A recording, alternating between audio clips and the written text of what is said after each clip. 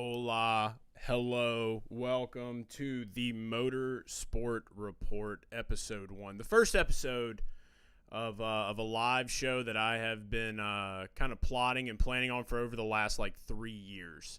Where we're going to talk all about motorsport. We're going to talk about NASCAR. We're going to talk about IndyCar. We're going to talk about probably a lot of other racing series that I don't have as much knowledge on as NASCAR and IndyCar. And that's why it's up to you, the listeners, the viewers, the fan, to call into this show, which is something new that I wanted to bring. I guess not really new in sports, but definitely for racing. I don't know if we have a live call-in show for race fans. I don't think we've had that since I was a kid. So very, very fun to get to kind of bring that back.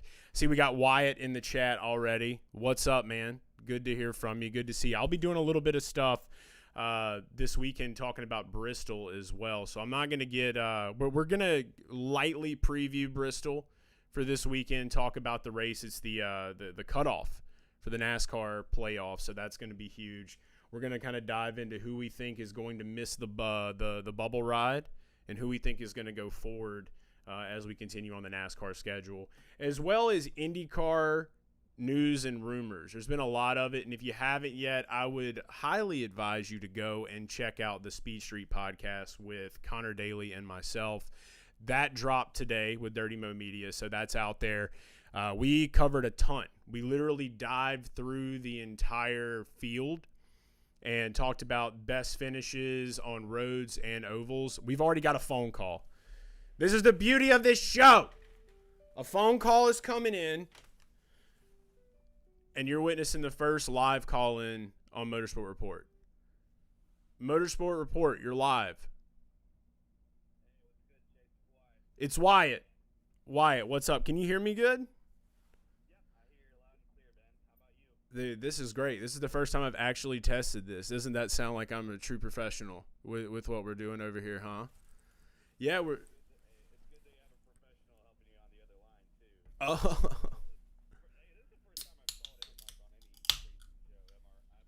done MRN. I need to. Yeah? But I figured I'd help you out today, too, as well. Well, I love that, dude. And I definitely appreciate that. And I'll be doing your podcast as well. Tomorrow we'll be talking about Bristol, correct? Yeah, hop on to you'll see it on YouTube. It won't be live, but check it out on podcast platforms through the years on the Front Stretch Podcast Network. It'll be good to have you on that, too. And we'll talk more on the betting side of Bristol for that. But, yeah, I heard, like you said, we're going to talk about IndyCar stuff. We're going to talk about who might make the cutoff, who might not this week in Bristol, and excited to see what happens. That's great. It looks like we have no call audio. Ben is saying that in the chat below. It's funny. I have your sound seems to be coming through on my end. So I knew we were going to have a few technical difficulties on the first episode, more than likely. But I can hear you, which is good. Give me 1 second to see if this will change some things. All right. So, Wyatt, do we have any call audio now? Yeah, do we have it now, Ben? Appreciate the comment there to see if this works or not. Appreciate everybody in the chat that will let us know whether we have call audio or not, because I have it rolling through here. I do see on my screen where that audio is. So I just want to make sure it's for everybody and not just for Ben here. So if there are multiple people in the chat that can get in the chat, I know a lot of you are probably at work and things like that. If some of you can get into the chat to let us know if we have audio on this or not. Nope. All right. Ben says nope. Not yet. I need to talk for a bit to figure it out. Any test 1, 2, test 1, 2. Well, I definitely know one way to fix this that we can do right now. So I'm about to go ahead and get the settings set up for it. So here we go. This should be – all right, so no headphones. We're not going headphones. Maybe the headphones were a little too fancy. All right, Wyatt, are you there? Yeah, I'm still here. Chat, Ben, can you hear me now? Can the chat now hear? IndyCar is the best motorsport out there, absolutely. So, but yeah, anyone can hear me now? Can we do we have our first caller on the show now? Chat, we're waiting for you. We're waiting for the chat. We have people watching here. I do have everything set up that's coming out of the speakers. So we should have audio now, technically. And if we don't, what a fun time. I'm about to say, I have mine in a headphone, so. Okay. So it does look like the audio has now come through. This is what happens when you're running a one-man production. This is one-man productions. So, all right, so we've got it up a little bit now. It looks like we do have audio. Looks like you are heard. We got audio now? Okay. That's the way it seems. I'm going to mine as well. What a fun time. This was the only way that we could kick off this show. If everyone that's been following me for a very long time knows me at all, I'm always trying to do everything like as a one-man band. So like there's usually always like one technical difficulty that'll happen. I'm going to mine. So I've got it pulled up here. So the audio is good now. So we got Wyatt. We have Wyatt live calling in. Yep, I'm here now. Again, good to be on the show for those who didn't hear it first, and excited to talk about Bristol, talk about some of the IndyCar news that came out today, and that's been coming out the last couple of weeks, because that's the first show you've had on, and yeah, let's have fun with this, man. Let's do it. So Wyatt, go ahead. So what do you got? What's the hot thing that you want to talk about today? What's the number one thing that's on your mind? Look, I mean, we're both IndyCar guys, and the first thing I read on Twitter as I look on there is the whole Robert Schwartzman his statement that he put out today on his social media, is saying that there's been rumors and speculations about him not.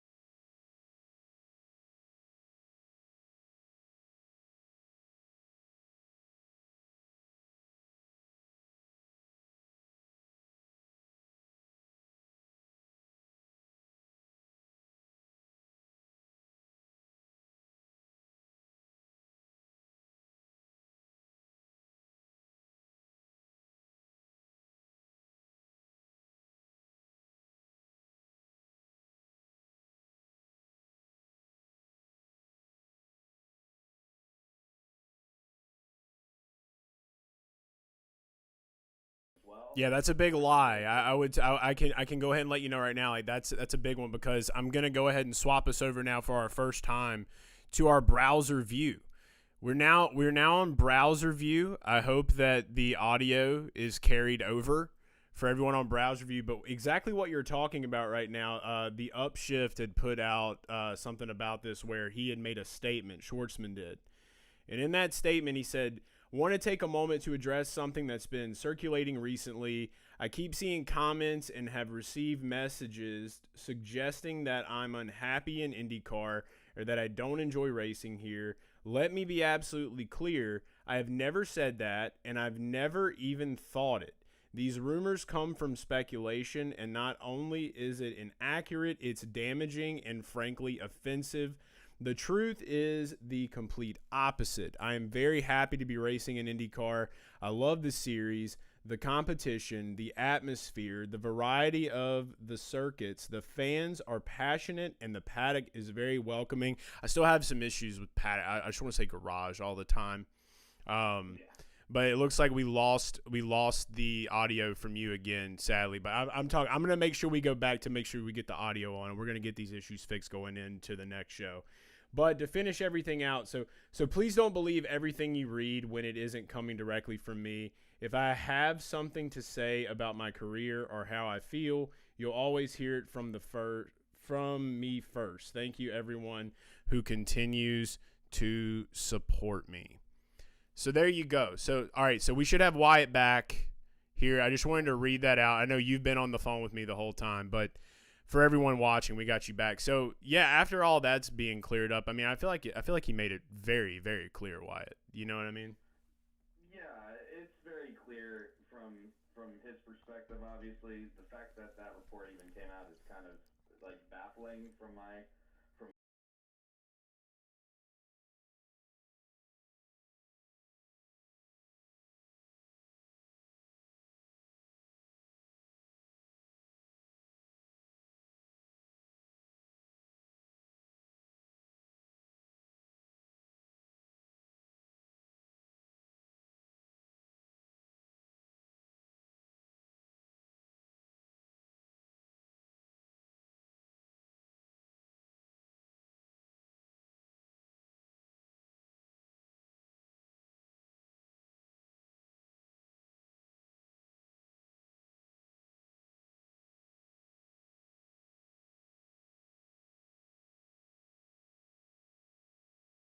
No, for sure. And I think that the main thing here is that we're at a point now where it seems like everybody likes to make up their own stories. And in IndyCar, we've got like Bob Pockris is in there now, and in NASCAR, and Wyatt, you're a NASCAR fan as well, so you'll be able to attest to this. Like, coming from the NASCAR background, we have like a couple of trusted voices that are in the garage. Bob's one of them. Jeff Gluck, Jordan Bianchi, some of those guys. And then now with the world we live in today, everybody can get online.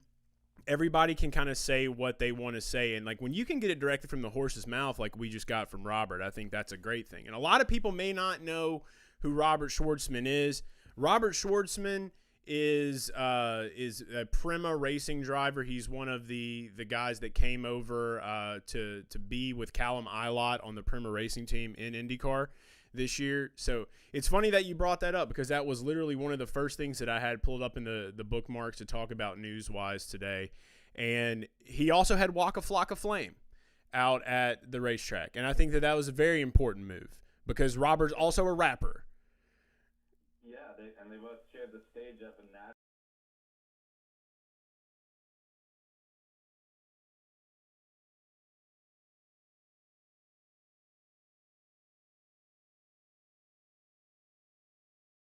Do you really think that, Wyatt? Do you really think it's good? I feel like he could spice it up a little bit more. You know what I mean? Yeah.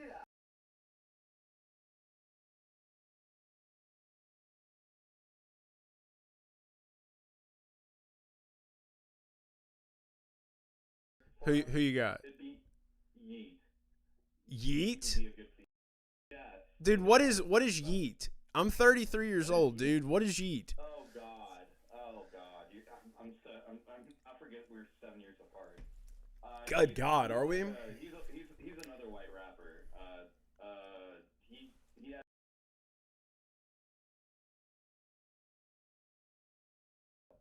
Okay, yeah. I 2010 to 2012 was like my peak rap. That's where I got in, but I never in my life thought that I would be talking about this mixed in with an IndyCar driver. If I thought that there was going to be a guy that was going to rap, it was going to come from NASCAR, dude. There was no way. It literally hit me out of left field. It was insanity.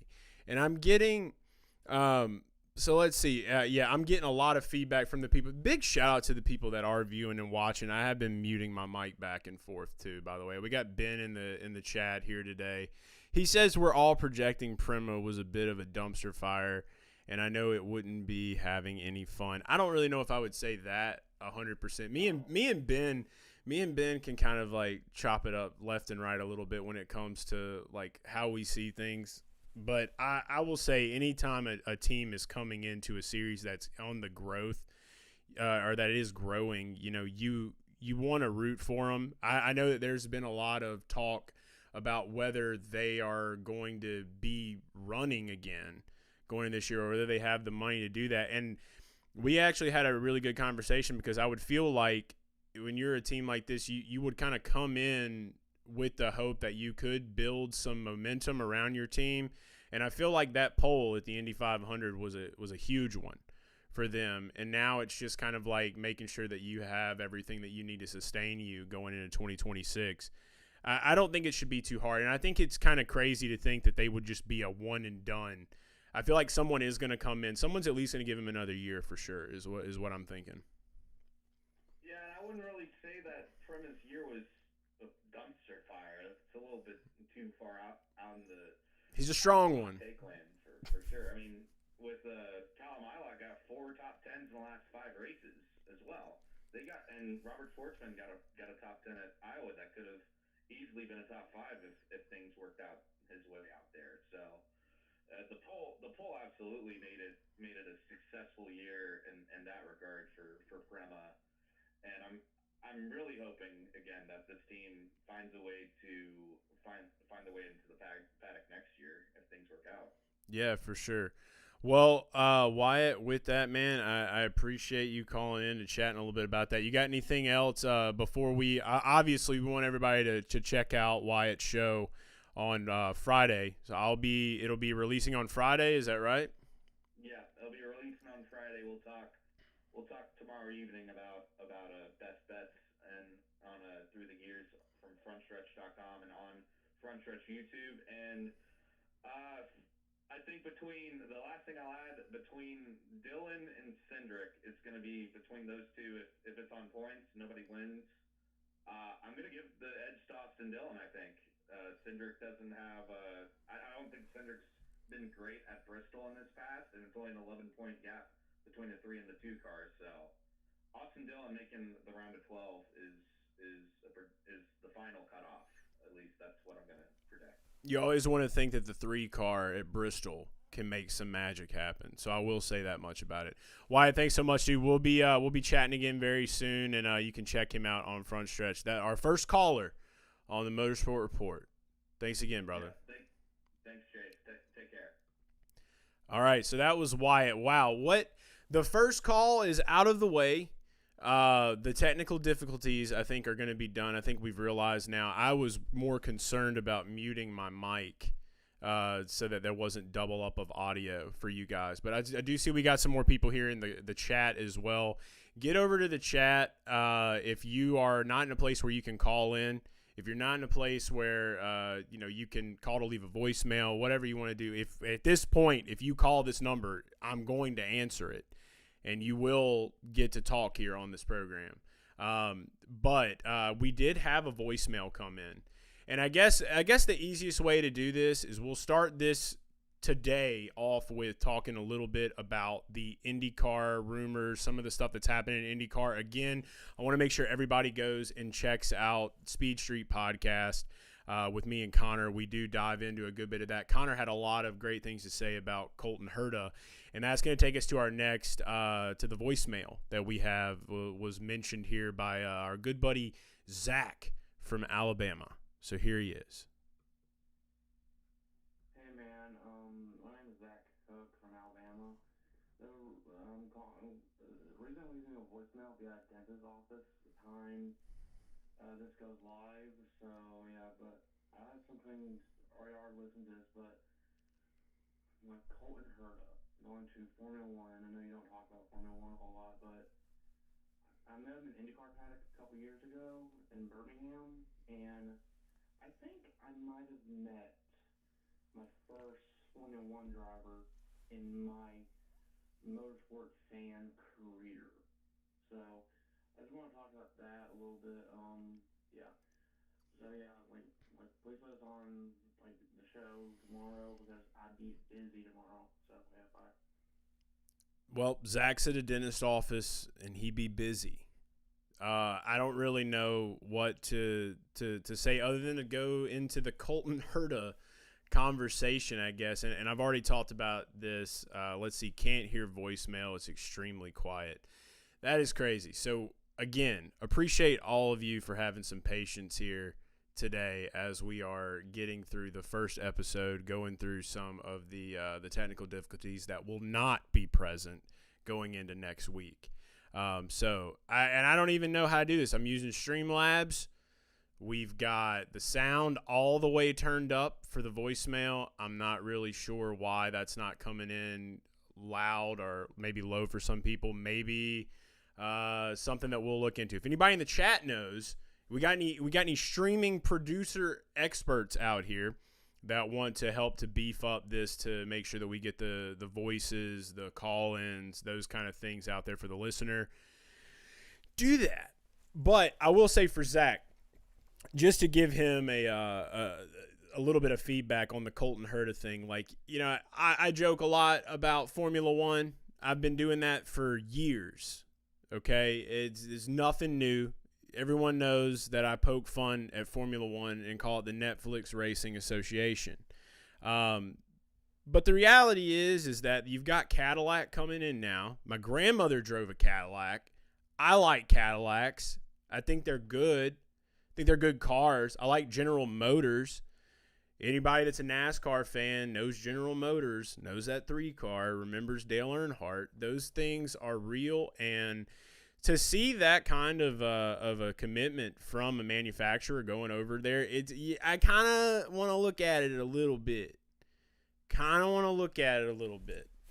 But I will say I have to watch Colton Herta. I'm gonna root for Colton Herta. The dude's one of the funniest guys that I've met over there in the IndyCar garage. Like he's got his Rick rolls that he loves to do. He's kind of got a little quirkiness to him. He's a little more on like the quiet, sarcastic, humorous side. And when I look at a driver, having that as a quality as a driver is just, it's personable, it's relatable, it's things that we can all look for. So you want to root for Colton Herta, obviously. So glad that you called in to bring that up, and I talk a lot more about it, and so does Connor on the new Speed Street episode. But yeah, for the IndyCar side of things, that's kind of where we're standing right now. Other than that, we've got the Will Power news with Andretti is obviously a big one. So let's see. We've got some chats coming in. Super NASCAR fan Andrew, longtime follower of when we did Garage Guys, what we're doing now. He's talking about the sound on his phone, and I appreciate you and your help. Almost like the sound is coming from a phone laying on the table compared to where your mic is. Okay, so that is good to know. We will get the sound quality fixed up. But it did seem like when we had live call-ins, if you call in live, that sound will come through very clear and very loud. So anybody want to call that number? I'm going to go ahead and put that up for us here throughout the remainder of the show. So here we go. Boom. There's the number. You can call it. You don't have to go fishing for it. It's right here. If you want to call into the show, we will be accepting calls at any time. But for now, until that next call does come in, we're going to go through and talk a little bit about some of the news that's happening right now. Obviously, the big one in IndyCar is Will Power joining Andretti. We talked a little bit about that on Speed Street, like I had said before. And I think that this is just a veteran guy making his play to let people know he's not done. And if you've seen any of the clips that he's put out recently, or any of the clips that he had when he was dressed out in full Penske gear, when he dropped the "you'll fucking know" comment on the video, Andretti lets him know, he's like, maybe it's my decision. And it does seem like it came out to be his decision, which was, he made it. We don't really know what happened behind the desk at Penske. We don't know what was said by Roger. We don't know any of those details unless we're at Penske. And obviously, if anybody thinks they know, or anybody wants to know, you can let us know what you know or what you think. And excited to see Will compete with Andretti, Wyatt, coming in from Wyatt. Yeah, we definitely are. And I think the thing for him, too, is if you don't remember back in Detroit, he locked in hard with Kyle Kirkwood. So I'm really excited to see the dynamic between those two guys. I feel like Kyle could learn a lot from Will. Will's just going to be able to really get in there and pour it out. And then, of course, you got Marcus Ericsson that's sitting there with Andretti as well, and him coming over from the Formula One world. So very interesting group of guys. I will say that it does seem like I will say that Will Power should get at least more than 3 wins going into next year. That's just going to be what I predict, my kind of take on it. I would say that you would hope for that, and I think he can deliver that, and I think it will be delivered. So going from there, aside from that, let's see, Will Power pole sitter at St. Pete. Yeah, yeah, going into 2026 for sure. I was about to say I think Scotty Mack was on the pole in 2025, but yes, what a revenge tour he would be able to run, and I think that everybody wants to kind of play that narrative up, like he's gonna run this revenge tour, like it's gonna be great. I don't know, we'll see. I don't think he's too concerned about that. I think he just wants to get in a car and he wants to race. He wants to be him. That's Will. And that's just kind of like what Will brings to the table. Aside from that, though, we did dive into the Robert Schwartzman clear up a little bit. Everybody's heard about the Colton Herta, the Will Power. The big things now in IndyCar world on the rumor side is who is going to be in that 12 seat at Penske. So Penske is going to be holding them down, holding Will down until the end of the year contractually. So he has him in the contract. He's in the grips of that. He can't really do anything with Andretti until January, it looks like. So, yeah, I would hope that we would see Penske decide to maybe not do that. I would hope that we would see Penske announce that they're going to move forward and put a new driver in that seat pretty soon, and that they would start kind of getting that driver acclimated to the Penske way. A lot of people think David Malukas is going to be that guy. I talked a little bit about it on Speed Street, that I personally think that Rinus VeeKay from Dale Coyne Racing may be a little more deserving when you look at the cold stats. And I think that if they could find a way to make that work, that would not shock me. It would not surprise me to see Rinus VeeKay go to the 12, because David Malukas, he really fits that 4 team. He really fits AJ Foyt, and I think that is a big I think that's a big way for him to continue his growth in IndyCar, to be able to really like hone his craft on the ovals, on the road, street courses. I mean, AJ Foyt's not the worst program in the world. I mean, look what Santino Ferrucci was able to do. I mean, there was some strategy at play, but he was able to get on a podium at Detroit this past year. We've also seen Santino put it on the pole at Portland. So AJ Foyt is not incompetent. They have the Penske partnership, and everybody loves to say, oh, it's a Penske car. They're still different people. They all can share information, but different people have different strong suits, and that's different roles inside of an organization. And that's why things don't always add up the way that they're supposed to on paper, is because of how different people actually are. But yeah, second in Indy 500 with Malukas. That's huge. That is huge. But if we're looking for a season champion, we're looking for somebody that's very well-rounded on ovals, road, and street courses. I just feel like VeeKay has a little bit more of that edge right now. And that's kind of, again, that's just my take. That's my take. I know a lot of people are very, very adamant, and you may not be wrong, that it's going to be Malukas in that 12. Again, would not be shocked either way, because VeeKay makes sense and Malukas makes sense, but they both make sense for different reasons. The Dale Coyne issue, though, is now who's going to be in those seats. Okay, what do we have another call. We have another call. We'll get to the Dale Coyne stuff, but we have another call. Here we go. Motorsport Report, you're live. What's up, Chase? How's it going? Got Paddock Person Ben on the line. Oh, it's Paddock Person Ben. Hello. We got Hammonds in the chat. Could this be Ben from the chat? It sure is. It's Ben from the chat. What's up, Ben? It's good to hear from you, brother. Thanks for calling in. The second caller, as we're running through IndyCar news before we get to our NASCAR stuff. But I appreciate you for calling in. What is on your mind, Ben? So, first of all, yeah, I do recognize Wyatt. I came in a little hot with the dumpster fire.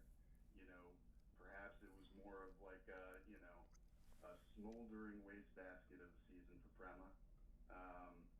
Yeah, I mean, I personally don't think it would be fun to be finishing P20 and below basically every week. Your season peaking in May and then kind of disappearing, watching your teammates excel where you're not. But yeah, that's just my opinion, and walking through the garages, the paddock, if you will. A lot of long faces on the Prema team. That just doesn't really seem like it was a very fun atmosphere to be a part of this season. A lot of pressure, not a lot of results. But yeah, we'll see what the future holds. There's some rumors, some speculation that somebody may come in and buy out what's left of Prema. They've got a lot of nice, shiny new equipment, a lot of very qualified personnel over there that will need jobs if their jobs cease to exist. Being a NASCAR guy, what do you think about Jimmy Johnson potentially being rumored to buy into Prema? I honestly would not hate it. It would be cool to see Jimmy get back involved in IndyCar in some capacity. The one thing that I guess that I would be able to say is that how much expansive or how would Prema change if Jimmy Johnson did come into Prema, because he's got legacy, obviously, over in the NASCAR Cup Series. Do we think that there's any type of crossover there to where he would want to try to maybe get some name change going on, or maybe some type of Prema legacy or something like that? Like that, those would be the things, because Jimmy wants to be represented well. I will say that Jimmy likes to be represented well. So I do feel like if he did come in, I don't really know direction-wise as far as like the level of expertise he would be able to give to those drivers because of the different discipline, and I'm not saying that it was terrible, but let's be honest, like there was nothing that was super stand out when Jimmy Johnson was in IndyCar. So other than like money and just like name and legacy, it's like what else does he really bring to the table? Sure. Well, money isn't a bad thing to bring to the table. Not at all. That way. You need money. You got to have that money. Yeah, I don't know. It kind of, I guess, depends on what this looks like.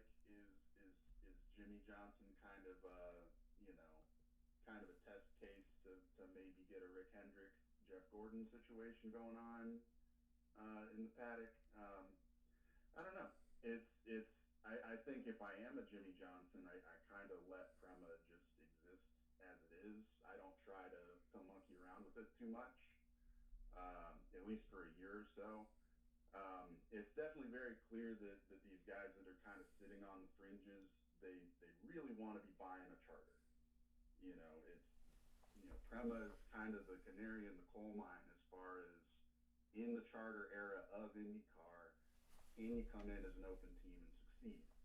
I would argue that this year was not a success, but for a brand new team, never participated in American open wheel motorsports, you could look at this season as a success. The pole at Indy, and then like Wyatt said, got a run a top tens there for Cal Milot at the end. Yeah, I wouldn't monkey around with it too much. I think overall as a fan base, we need to hope that somebody is in the 83 and the 90 car come next year. If this is a case of one and done for Prema, I think that's bad for the growth of the sport. We need all these billionaires that are kind of flirting with the idea of joining IndyCar. We need them to see prospects.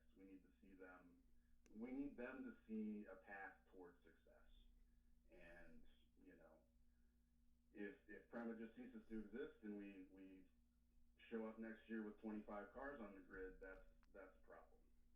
Yeah, for sure. No, and I completely hear you there. And I was looking through some of the comments as well, trying to do a little bit of testing on the audio, and it does seem like we are not picking up the feed as clearly as I would like to. So I'm definitely going to have to play around a little bit more with some of the sounds. So thanks so much, Haywood, in the chat, for letting me know that I did get to listen to a little bit. So it was probably hard for some of the listeners to hear, but basically just kind of going through everything that we're talking about with Prima now and with what this looks like in the future. Ben, I appreciate you calling in, brother. We're going to keep working through some of these things. Is there anything else on your mind before we let you go? Oh, I got thoughts.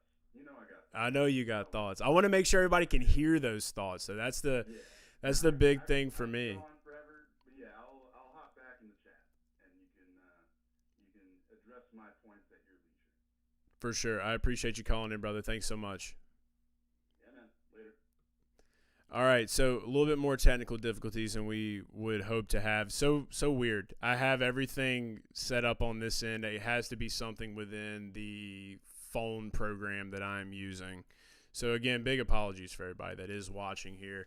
Want to be able to do this the right way. So we're going to keep working on that, and hopefully throughout the show we can get this fixed up. But I did get to tune in briefly on the YouTube, and I did hear what you guys were talking about. It does sound like there's like a phone sitting on the table. It's a little bit muffled. More of it's coming out the mic. So we'll get all that stuff addressed here very shortly. I'm going to take a quick break. I am going to look into these issues, come back, so that way we can be all clear. We'll run a test, and then we'll get back to talking about some of these IndyCar rumors, and then we will move into the NASCAR preview going in around 1 p.m. We're going to talk a little bit about NASCAR at Bristol, what that looks like this weekend, some of the odds, if any of you guys are gamblers out there, which I know some of you might be.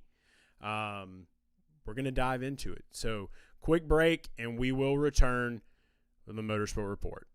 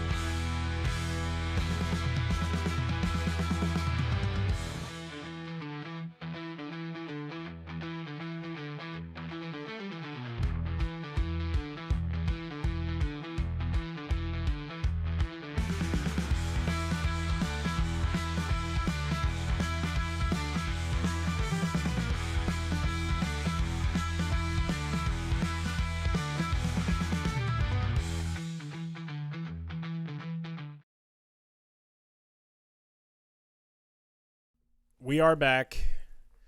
Thank you guys for so patiently waiting.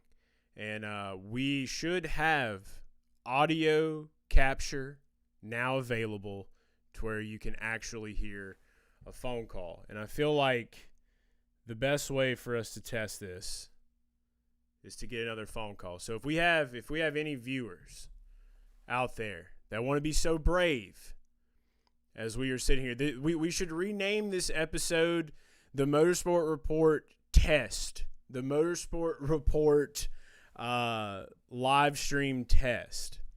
I guess you would say. I guess I can call in and we'll just see. It's gonna get weird, but we're gonna do it.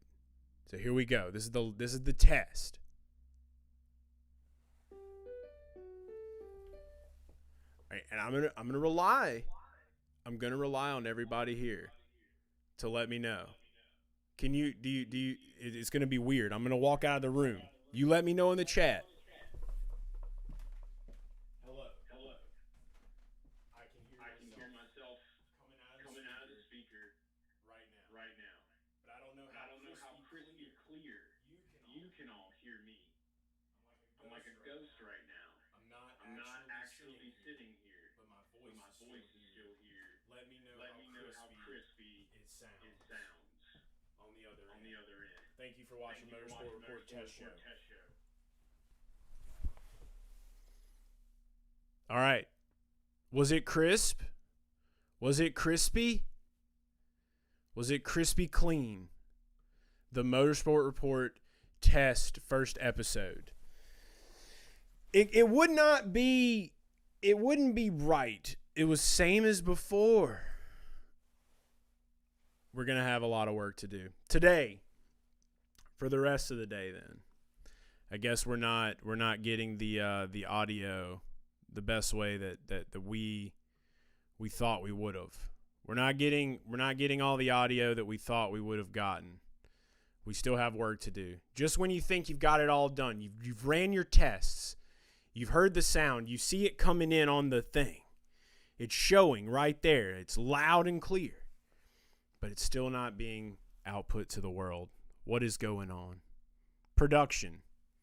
I'm super good at it, obviously. Let's get back to talking racing. We'll get back to talking racing. Obviously, you guys are here in the chat as well. We're not gonna let this show fail and turn into the test. We're gonna get back to talking about racing. We'll have some of you guys in the chat as well, and then for the call-ins, things like that, we're gonna get that fixed up. So don't you worry. The good news is we have a phone number. We do have a phone number, and we have the ability to make it work. We just have to put a little more time into it. Even when you think you've literally put hours and hours into making sure nothing would fail. Crazy. Let's go ahead and dive in. We talked a little bit about the IndyCar stuff. Again, just want to mention, check out Speed Street. We will be chatting a little bit about that today. So that is dropped out on all the Dirty Mo Media podcast platforms. But let's go in to some of the news that has been dropped here. Let's see. Rome wasn't built in one day. No, it wasn't, Haywood. But you know what, Haywood? I'm glad that you're here. Hammonds was in the chat too. Popping in to say, hey, yo, Chase boy. I appreciate y'all. Appreciate all the real ones. And Haywood knows. Haywood, by the way, just want to say. I just want to say that we might get a little crazy. We might, but that's going to be on Twitch. It's not going to be on YouTube. That's Race Cards Live will forever and always live on Twitch. So we're not going to bring that over here to YouTube. We're going to keep YouTube for the Motorsport Report. Tim Knox. Sup, boys? Sup, dude? No, I'm always happy to get into some shenanigans with Race Cards Live. So we'll definitely have to get back into doing some rips. Back with JJ and Prima. He's got that Jota money now. He do. Yeah, let's get him back to that. I mean, he really does. Like, Jimmy Johnson has came a long way. It really is crazy to see. Like, I mean, he just it feels like he's just, like, become this boss. Like, he's hanging out with Dario Franchitti, Scott Dixon, and the boys on the weekends. Just going out to Goodwood. You know, he's really just becoming the collar popped. You know, he's kind of a gangster of racing, if you will. And Dario is too. Kind of the mob, kind of the racing mob. You know what I mean? They've got that vibe to them. I'm really in for that. Rip a pack. You need that dopamine hit. Dude, should I rip a pack? Should we rip a pack on Motorsport Report? I feel like with the technical difficulties that we've had today, we might as well just have some fun and rip a pack before we get into talking about NASCAR at the top of the hour. We're gonna let's rip a pack. This is a little preview. I don't have any of my cameras set up the way I did. You know, they do say a pack a day keeps depression away. So there you go. You don't want to get depressed. You want to rip a little pack. We're ripping a pack. Here we go. Let's rip some pack. We get the mojo back going on the show. Oh my goodness. Oh my goodness. Who do we have here? Dave Marcis. There we go. We got a Dave. We're ripping a pack. I need a pack of darts right now, Tim. Now, I thought I literally spent 4 hours on this fucking voice shit. VoIP commands. I'm about to have an Adam Sandler crash out on this program today because I literally spent 4 hours making sure that the damn thing worked, and it don't. I'm aggravated, but that's okay. It really did. It really did. Hey, oh, there we go. A beautiful Jimmy Spencer. That'll turn that frown upside down. Got a nice Slim Jimmy right there. Man, I love me a good Slim Jimmy. I'm going to be honest with y'all, dude. I'm probably going to go buy a pack of Camels after today. I'm probably going to have to go buy a pack of Turkish Golds, and I'm going to rip Sig. Dude, hell yeah. Sig's in chat. Sig's in chat. We're slowly just turning this into Race Cards Live now. Ooh, whoa. We got an electric Derek Cope. An electric Derek Cope. That'll be a premium sleeved. What else do we have in here? Oh, dude. Oh. 95 season debut. Look at that Jimmy. Look at him, dude. Just sitting on the porch, Slim Jimmy. Good God. Oh, yes. If you want to call the number, you can. It's just going to sound wonky, but I would love to talk about Suzuka 1000. I need to learn more about this. Scotty Mack is ripping the Suzuka 1000. I'm all in, dude. That's going right on the mantle. Oh, here we go. New for 95. Oh, a beautiful Jeff Gordon. Beautiful Jeff Gordon car card. That's nice. See, I'm already feeling better, guys. We're already feeling better. The phone line failed us today. Yeah, I know. Time for Kip Richards to make his return, too. We're just going full blast. We're just having a good time on the first episode of Motorsport Report. You didn't know what you were coming here for. You thought it was going to be serious. No, it's just me. It's just me and technical difficulties as we rip pack. There's a Bill Elliott. There's a good old sweaty Bill right there. We love a good sweaty Bill. Here we go. Ooh, there's the Dave Marcis car card at the Olive Garden. Shout out to Dave Marcis in the Olive Garden. He did so much for Olive Garden in those times. That was huge. Ooh, did you know Bobby Labonte? Did you know Bobby Labonte made a video trying to tell you how to drive? He did. It's on my Instagram. You can watch it. And then a beautiful Steve Kinzer. That's a nice Steve.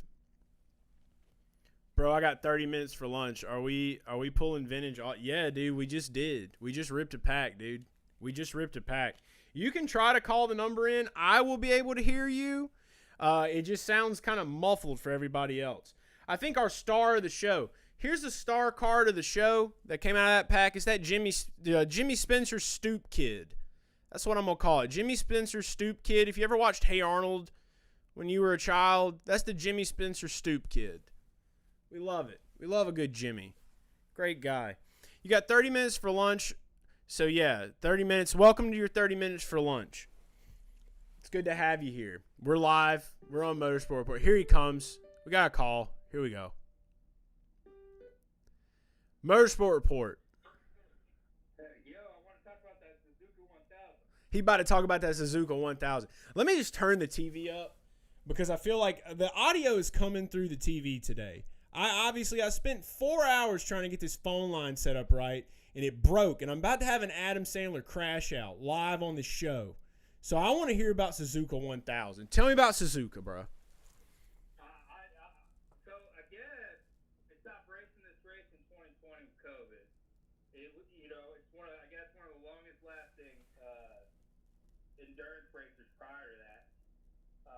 Scott McLaughlin's going representing IndyCar, and we already know that he's got the 1000 from Australia. I would love to see him win the one in Japan. Does that set him up for Daytona? I would think so. And the question is, if any of you didn't hear it, he was wondering, he's like, Scotty Mac's going here. Does this set him up for Daytona running the Suzuka 1000? I say Scotty Mac wants to race cars, dude. Scotty Mac wants to go fast, and he wants to just blast through checkered flags. So you've already seen him in IndyCar. We're seeing him do this. He just wants to rip. We've already seen him do. He's done. It didn't. I don't know how well it ended. The first run that he did at the Rolex 24. He just wants to rip track, dude. But when it comes to NASCAR, I feel like there is no world that we live in where Scott McLaughlin does not get into a NASCAR Cup car and race somewhere. I personally think I would love to see Scott do the double. I really would. And I feel like with Roger, him being at Penske, it's just perfectly set up. I've been a big advocate for the double-double. I've wanted to see Ryan Blaney and Scotty Mac both attempt it on the same day. I feel like that would be insanity. That is the biggest thing that I would love to see. So, yeah, I do think it could set him up for a Daytona. Was there anything else you had? Yeah, so you were talking about the double-double, especially Scott McLaughlin. SVG and Scott McLaughlin have one of the craziest racing histories of all time. You ever want to watch a vintage race, the 2020, 19 and 2020? Did you just call that a vintage race? You just called a 2020 race a vintage race? Well, it's on YouTube, right? So it's got to be vintage. No, dude, it's not right at all. This is 5 years ago, dude. But any of those supercar races from Australia, they go head-to-head hard. And I think it would be, the media around the two of them meeting up again on an oval would be insane. Yeah, no, if we could get SVG and Scotty Mac back together, and I think that's always been the plan. Like, I haven't got to talk to Scott about it a lot, but I haven't really got to talk with Scott a lot at all this year. It's been a very busy year for him. Obviously, he's a dad now. They've had a lot of woes over there at the Penske organization. Let's not sugarcoat it. It's been kind of a shit year. So I haven't got to talk with him as much as now that I'm living in the Charlotte area. I'm hoping to get to spend a little more time with him. But I will say that if there's one thing I know is that friendship or I guess that competitiveness runs deep between those two guys. So SVG already coming over into NASCAR, doing everything that he did was so just it's been out of this world to see how this year he's finally stepped into that spotlight. And I can only imagine that when you come from that type of a series, when it's so closely related and you can bring so much of a so much energy into the NASCAR Cup Series as he has brought, and just I'll never forget watching him at the Chicago Street Race.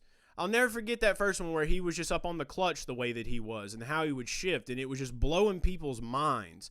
It's like that's the beauty of motorsport all across the world. And I didn't know much about supercars at all, and I still don't know near as much as I need to, especially not as much as NASCAR and IndyCar. But what I will say is that there is a world, and we live in it, where I know that eventually we will get SVG, Scotty Mac on the same track, whether they be in IndyCars or NASCARs. I think NASCAR is probably a little bit gonna probably be a little more towards the reality sooner rather than later. But I would love to see SVG rip in an IndyCar, too. I don't know how you feel about that. That sounds awesome, man. Well, I got to finish my lunch, get back to work. Finish that lunch, big dog. Thank you. All right, we had lunchtime caller just called in. Shout out to the lunchtime caller. I'm pretty sure that he was in our chat here. So big shout out to him. That was in sick. In sick? I read that like in sick. Oh, in sick Nick C. I don't even know. I read that as In Sync. Justin Timberlake. In Sync. So we've got a dopamine hit from ripping a pack. We've kind of realized today that the phone system isn't set up the way that we would like. Hopefully some of you guys were able to make out some of that sound. But either way it goes, we're just having fun today at this point. This is the first Motorsport Report. I don't feel like we could have done it any other way. I feel like this had to be the only way we did it. We just had fun. But then again, I'm sitting down here, I'm staring at this thing, and every time they're talking, the volume is all the way up. But the sound is not registering. I guarantee you right now, if I played a Spotify song, you'd be able to hear it. And then this whole video would get taken down. Scotty kicked SVG's ass in supercars. He's the better double candidate. I will say that. He did rip some track. But it's just having both of them coming from that same background, being on one track is what I would love to see. That, and I feel like everybody else would love to see that too. Obviously, everybody wants to see that. Suzuka 1000 going down. Got to be tuned in. Got to be watching. Also like me some drifting over there. I just love Japan, dude. I actually have an amazing piece of artwork that I just picked up from my good buddy Mark Bass. Sam Bass's son, Mark Bass. We were going through a lot of his vintage stuff. And if you know Sam Bass's artwork, you were a child of the 90s in NASCAR, you know Sam Bass. You know what that's all about. So I did get an amazing Suzuka piece recently. One of these days I'll have to show it to you guys. I'll have to show it off a little bit. But we do love it. Let's see. Did you see what you did with RCL? Connor came into the chat and was wondering why he didn't have a card. And look, he has a NASCAR card now. He did. We did a lot with race cards live, Haywood. We really did. I didn't realize the impact. I was on TikTok the other day and I saw some guy that does like racing content that was ripping pack. I was like, we started that. I was like, I'm proud of him. I hope more people do it. The Facebook groups have been off the charts. We definitely started something. I will say that. We definitely started something. We definitely manifested it. We're gonna have to keep getting on that train again. At some point, we're gonna get back into doing it full time. KFB destroyed a Sam Bass guitar. He did, but it was out of passion, and I feel like Sam was probably cool with it. I mean, it was out of passion. Everybody gives me shit for liking the fact that Kyle Busch destroyed a guitar, but it was out of passion. He was excited, and he was also wearing NOS that day. Shout out to NOS Energy.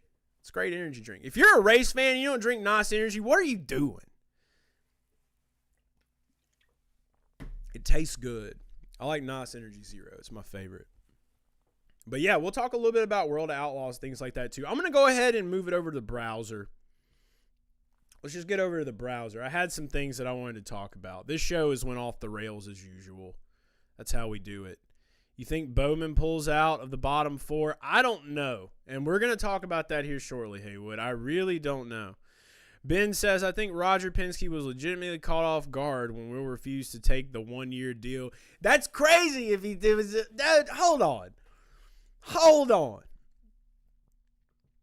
I don't want to keep going back and forth, but I just have to say, if you're at 5 Wide Sports, Sonic Sour, we love some Sonic Sour. It's good.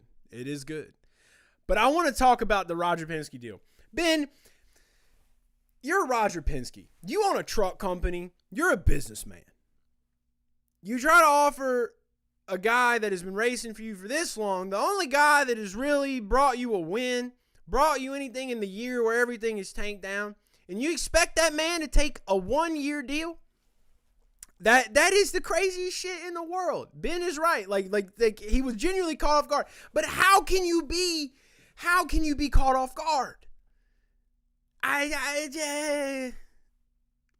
That's what I don't get. That's what I don't understand. I really just don't.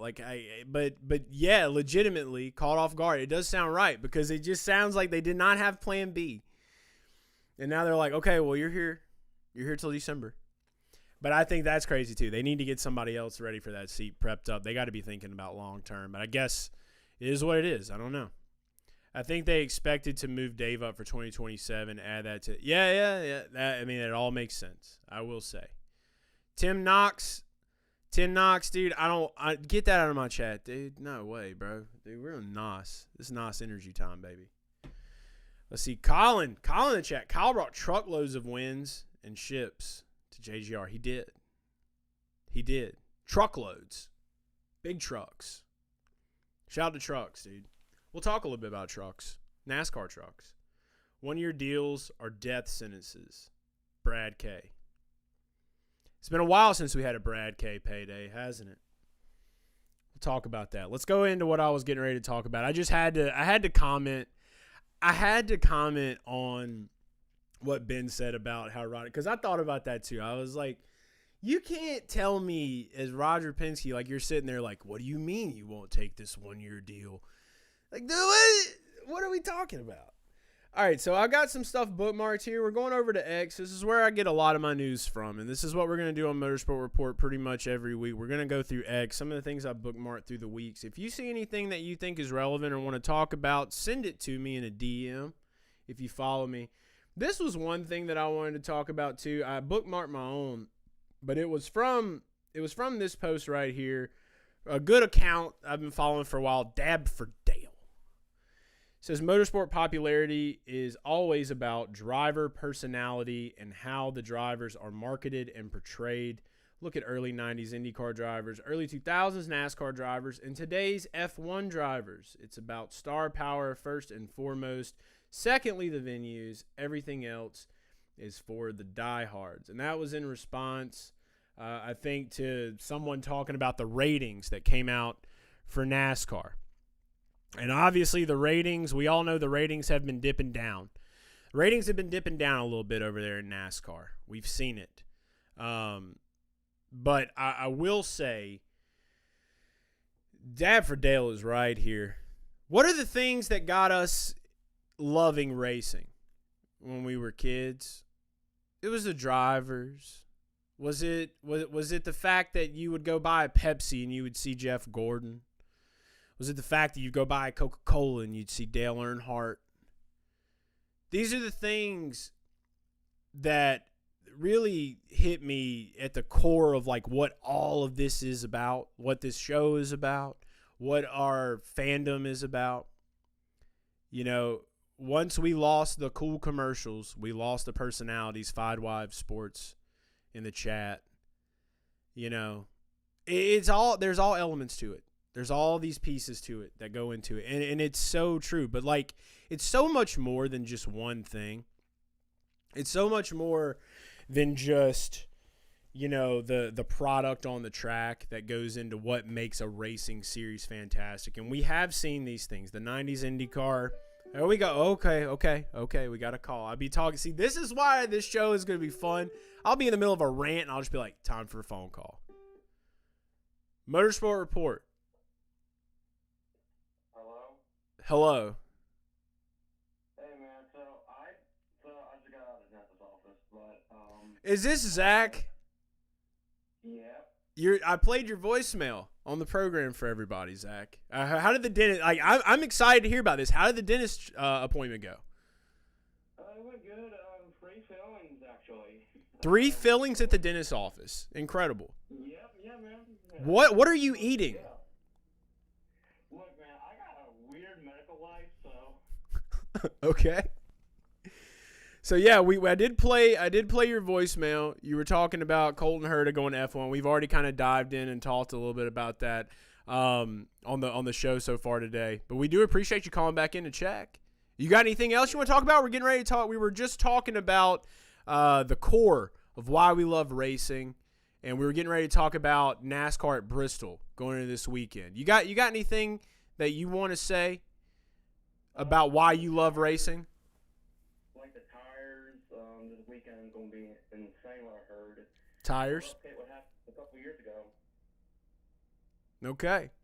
The tires are going to be insane. Yeah.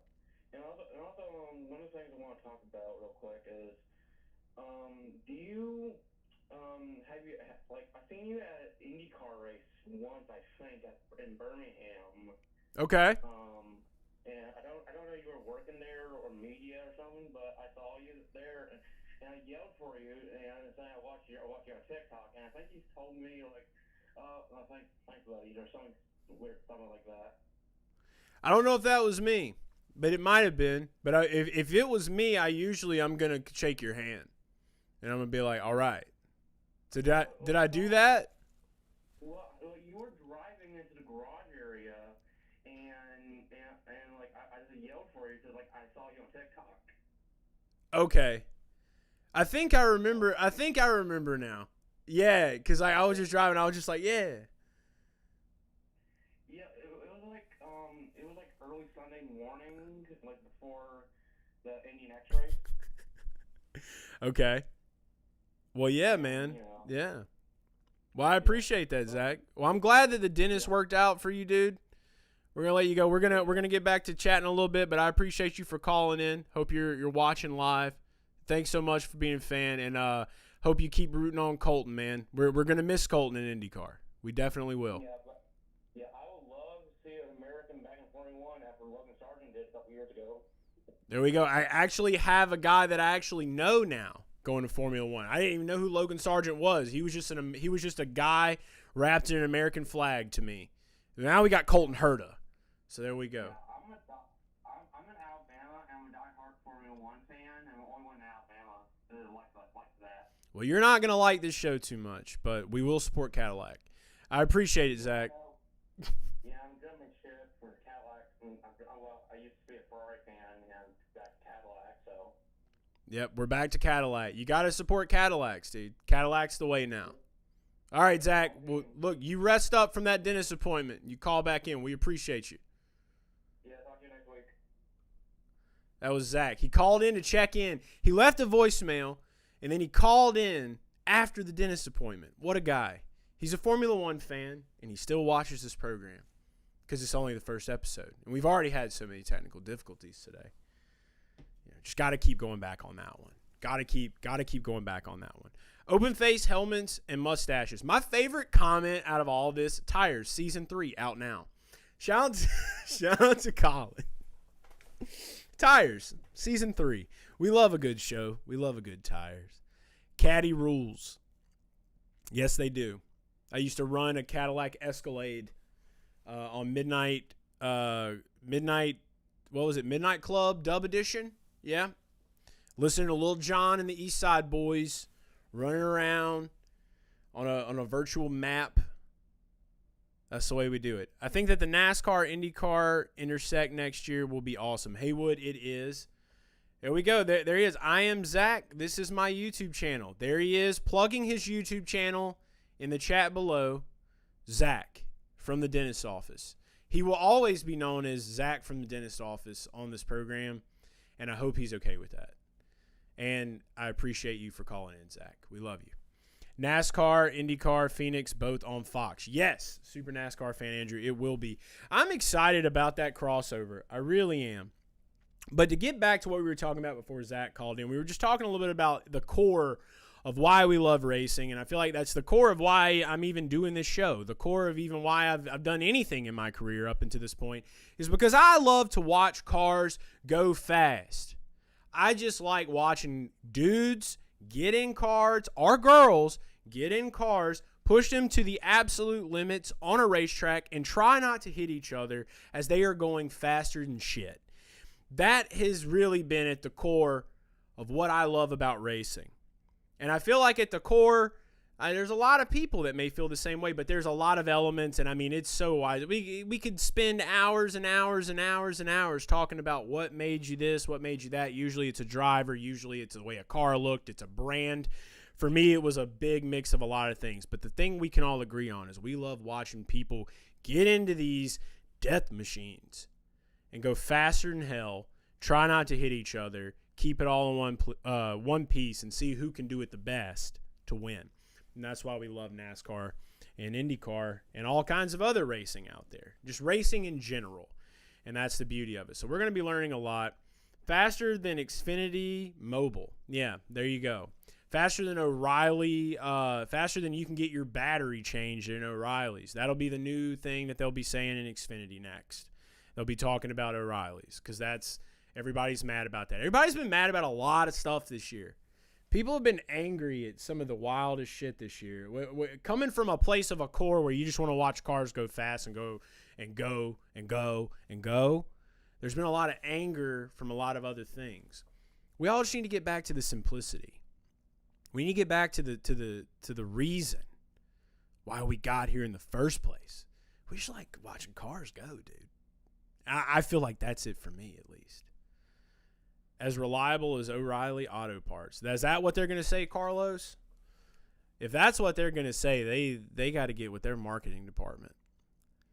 I don't really know what they're going to say. I'm glad I don't have that job this year because there's a lot. I'm sure I could figure it out if I really focused on it for like an hour or two. But I don't think that I'm going to be able to do that.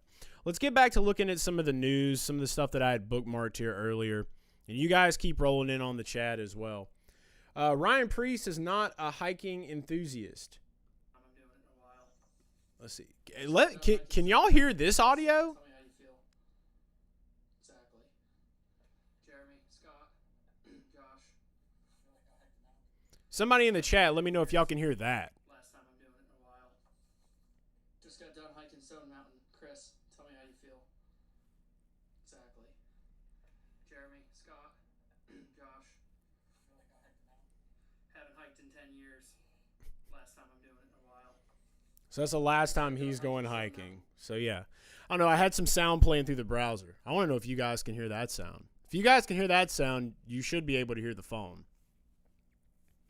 So yeah, can't hear it either. Damn. I'm telling you, it's going to be the simplest thing. I'm going to get off of here and I'm actually going to be able to like not focus on being live and doing a live show. And I'm going to be able to fix it within like a second. And I'm going to be like, damn. Now I got to wait till Wednesday again to do it. I could just play around here. I could play around. Was it a window capture? Application cap? Oh. Hold the phone. Application capture. Huh. Interesting. We're going to play around. We'll do some tests with some people that I know closely throughout the week to make sure that this thing is going to work right. So you might see me pop up live on YouTube from here and there. We're just going to be running some tests till we get this thing done. Again, you think you got all the testing done, and then you realize, nope, you're right back to square one. Jerry Nadeau was born on this date in 1969. Shout out to Jerry Nadeau. For those of you that don't know, it's Jerry Nadeau's birthday. And for those of you that don't know, Jerry Nadeau is a fantastic man. He used to run the Cartoon Network car for Bill Elliott and Dan Marino in 1998. I was a big fan of that. Just click on desktop audio. I did. That's what's crazy, is that's done. That's done. I've done all these things. But Jerry Nadeau's birthday, shout out to the 25, the first driver from Connecticut to ever win a NASCAR Cup race. Jerry Nadeau. He'll have that forever. But yeah, just click on the desktop audio. I feel like that could be the easiest thing ever. Usually it's always the Here's Your Sign award things that get that going. And at this point, we're just all hanging out here having a good time. We're talking about racing. We're talking about what we see. You're also seeing my settings right now. That's cool. I got some settings. I'm gonna save you guys the trouble of that for now. We'll get there. All right, here we go. Leah Pruitt back to top fuel competition in 2026. Yeah, you won't be catching lake speed. Forgetting tomorrow. What? Spam? You want to talk about spam car? Let's talk about spam car. You still got that spam polo? I want to see it. We love lake speed. Great guy. But Jerry Nadeau did drive a Cartoon Network car for Dan Marino and Bill Elliott. Don't ever forget it. He did that. The Leah Pruitt news, apparently she's going back to racing in Top Fuel. I don't know hardly anything other than a couple of the drivers in the NHRA. I've been to one NHRA event. Maybe need to look into that a little bit more. I know we got some NHRA fans that do watch, but good to see Leah and Tony getting back into it. Let's see. Tony, they were asking what Tony's going to do. There was a video that I did see somewhere on my bookmarks. I don't know where it went, But it was basically, oh, here we go. Here's a Tony Stewart one. I don't even know if the audio is going to matter much, but we'll do it anyway. We'll try it. Bob, that is a very Because the smart sound is statement. playing. 100% spot on. I mean, they get nervous if him and I are out of the room for 5 minutes together. They get very nervous. So, but no, I think everybody knows me. I'm a spectator for a little while, and then I get the itch and want to be behind the wheel of something. So. I'm working on. I don't have set plans yet. We're working on it. It's. I've been in conversations with a lot of different people over the course of the last month or so, and there's definitely some things in the works. Just nothing that's 100% solidified yet. So, but even if it all falls through and I don't end up with a ride for next year, I'm excited to see Leah back in the car. It's we started TSR Nitro because of Leah, and I can't wait to see her do what she loves to do. I mean, I know what it feels like because I'm a driver too, but to get to go back to when Leah and I met each other and started dating and to see how much she loves driving her race car, that's truly what this has always been about. The last 2 years, this year and last year were about starting a family, and somebody had to drive the cars, so that's where I came into play, and now I get a chance to watch my wife do what she loves to do the most, and that's drive Top Fuel Dragster. Well, there you go. That was that video. And again, volume very low on video. I, again, will get that addressed throughout the week. Everything, it looks like it's perfect on my end. For some reason, not coming out perfectly on the other end. So I'm sure there's like one or two little minor things that I'm going to break my head into the table. I'm going to Buffalo Bill this table that I'm sitting on. That's what's going to happen. We're going to Buffalo Bill jump through it because I'm going to realize how simple of a fix it could have been. Oh, by the way, there's just a random picture of Jeffrey Epstein sitting in the cockpit of an early 90s barbershop open-wheel car. It's just a guy. He's trying to speed away like everyone's trying to speed away from the list. Let's keep going. Sad news, Bill Davis, legendary car owner, passed away. Jeff Gordon had some words about him. Let's see. Smoke is that substitute teacher you like more than your regular teacher. That is 100% factual, Ben. I agree. We do love Tony. This is one thing I wanted to get to, and it pains me that the fucking volume isn't working the way it's supposed to. It really does. I don't know. I don't know how else to fix this right now, but I wanted y'all to hear what was said from Kevin Harvick. He basically, on his show, you can kind of read the quotes here. On his show, he says, Why do we ever race on a Saturday night? It makes no sense. It makes zero sense. Look at the TV ratings when you get done. He knows it's football season, but the TV ratings are just bad for Bristol. Doesn't score on a Saturday night. I understand we want ratings. Okay? I understand we want ratings. Kevin. I understand ratings are king. Whatever. I read an article the other day that was talking about NFL and talking about Nielsen and how with all these new streaming platforms and all these new things, they don't know how they're going to be able to track ratings over the next few years. They don't know if they're going to be able to get accurate reads on how many people are actually watching something. At what point do we just realize that if an artist can buy plays on Spotify and an influencer on Instagram can buy followers and likes and comments from bots that are used by AI, at what point do we not think that ratings are safe from that type of shit? At what point? Now, why does this matter, Chase? Why would you take away tradition for trends? That's why this matters to me, Kevin. And this is how we're going to go into the Bristol, because we're getting close to only 30 minutes left on this program for today. We got to preview Bristol a little bit. But this was one that really caught my attention. It was with Kevin Harvick. And the trading of traditionalism for trendism is really the best way that I can place it. And what I have to say to this is, if you've ever been to Bristol on a Saturday night in Tennessee, you're sitting in the Coliseum in a mountain. A mountain. A mountain. A mountain. It's nighttime. The air is cool.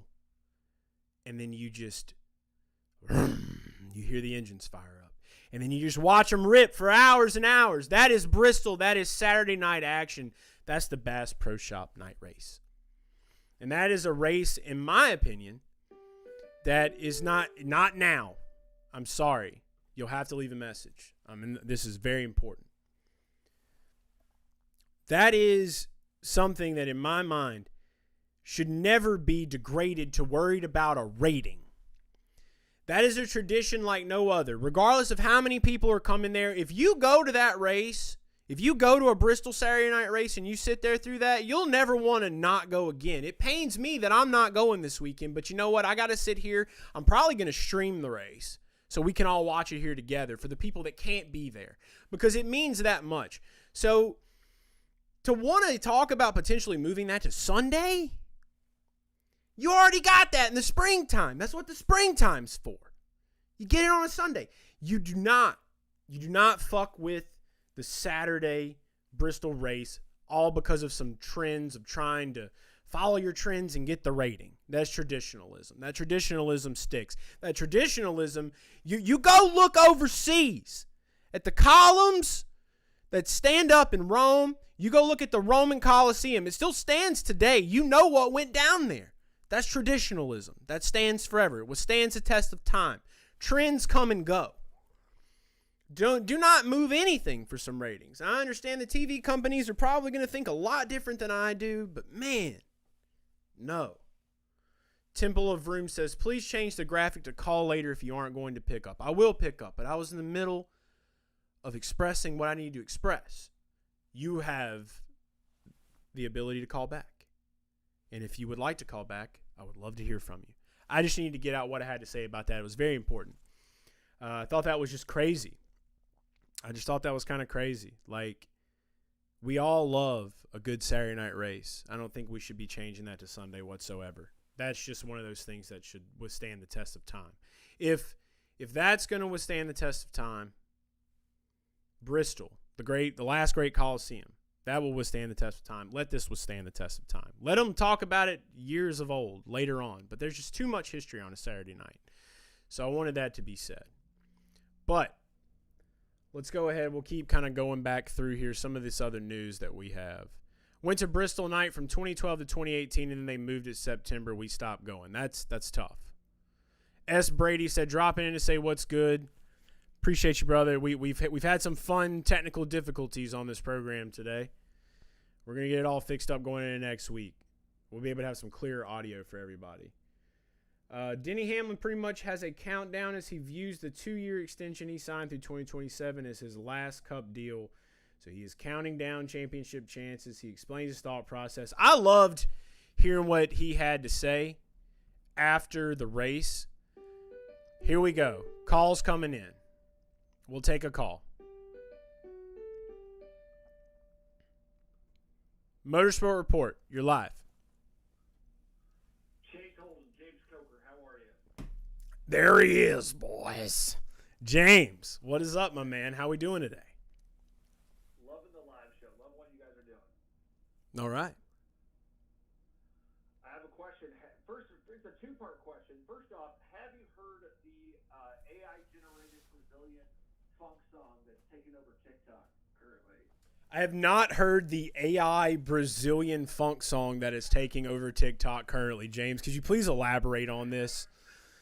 So it's like a variation of a 2015 song that someone like used AI to like reconfigure to be like an 80s era funk song. And the lyrics go "E tu noi botanella," which translates. Can I curse on this show? Yo, hell yeah, dude. Fucking let loose. Me, you, we fucker. And then it goes to "O bonde chego el predador paracera," that says Oh my God, dude! What? There's a trend on TikTok where people are showing this song to Brazilian and Portuguese people to see like what their reaction to the song is. It's very funny. And so I guess my question for you is, what do you think Tony Kanan's reaction would be to hearing this song, like blind reacting to it? Dude, if Tony Kanan just randomly heard that song and he was just sitting somewhere, I think that like I don't even want like give him no context and just have a camera on him so we can watch his face the moment that those words register in his mind. That's all I would want. I would think that I think that Tony probably would not have a comment on it. He would probably just like turn away and walk at that moment. That's the reality of what I think would happen with TK. TK just wouldn't be about that. Like he would go, like it would really catch him off guard, and then he would just turn and walk away, dude. That's the only way. We've been having some issues, James. Like I literally spent 5 hours. You missed an Adam Sandler crash out moment where I realized that the audio is not as loud as it should be. Apparently, 4 hours worth of making sure that the phones worked was not good enough. So we're going to move into 6 hours, and I'm going to go round up like 3 human beings to make sure that we make this work right going into next Wednesday. But I am glad you called in, man. By the way, if you guys don't know James, head over to Instagram. James, where can everybody follow you? What's your handle? At this James Coker on Instagram. This James Coker on Instagram and TikTok. Another great motorsport guy in the content scene that we've done a little bit of work. Oh, you are Temple of Room? I got testy with you, bro. I was in the heat. I was in the heat of the moment, dude. Like I was passionate. I was pissed off. Kevin Harvick talking about wanting to change the Saturday Bristol night race. Have you? I know that you're not really into NASCAR, but have you been paying a little more attention to it? Yeah, for sure. Okay. So is this going to be like how many times have you watched this race coming up this weekend, the Saturday night Bristol race? I've never seen the Saturday night Bristol race before. This man on the phone line has never seen the Saturday night Bristol race chat. He's never seen it. I did go to the Sunday night race in Nashville this year, the Cracker Barrel 400. You went to the Cracker Barrel 400? Which was like being there in person was a pretty good race.